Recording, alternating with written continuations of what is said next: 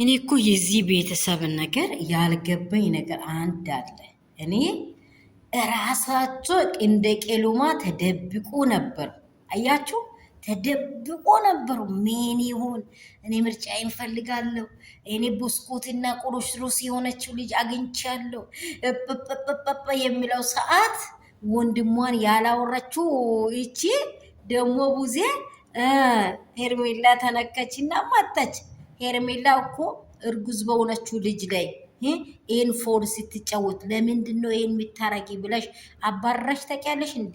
አንቺ አስመሳይ ሆነሽ ዝም ብለሽ አሁን ሩታ ስትሆን ነው የምትቃጠዩ። አንቺም ቢሆን ዴቪን የበላችሁት ብር ነው። እንዴት አድርጋችሁ ትከፍላላችሁ ለሄርሜላ?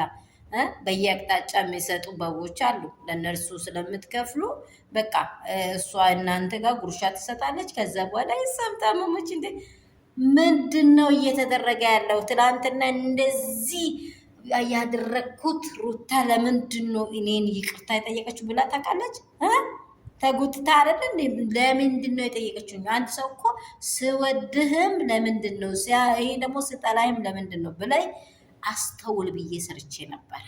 እንደዚህ እንድታስተውላት ነግሬም እንደገና ሩታ ላይ የሰራት ሴራ ነው። ወንድምሽ ሲነካ ከሆነ በዘር አዝማድ አስረሽ አስቀምጪ እንዴ! እንትኑ ላይ እሳት አስቀምጠሽ እንደው እንዳመገረፍ እያለ ከሆነ እሳት አስቀምጪና ቅጥል ያድርገውና ከዛ በኋላ ተኝቶ ይኑር ቤት ውስጥ።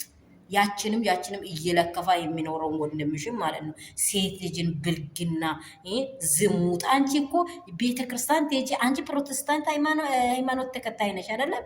ትዘምሪያለሽ። ከዛ በኋላ ፊቺን ተመችቶሽ ተቀብለሽ እግዚአብሔር የማይወደውን ነገር አሜን ብለሽ ተቀብለሽ አሁን ሩታ ጋር ትጮያለሽ።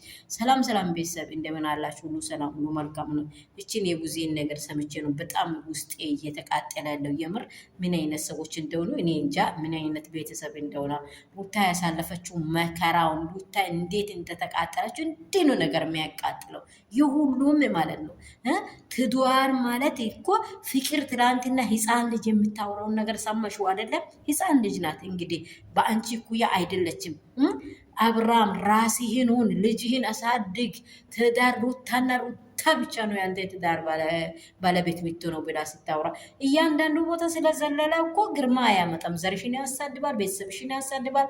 አባትሽ ዝቅ ብሎ በሸንጎ ዝቅ ይላል፣ በአገር ዝቅ ይላል እንጂ ክብር አይሰጥም። እሺ ወንድምሽን ተቆጪ፣ እንደዚህ ብለሽ አስረሽ አስቀምጨ፣ ይቃጠል ቤት ውስጥ።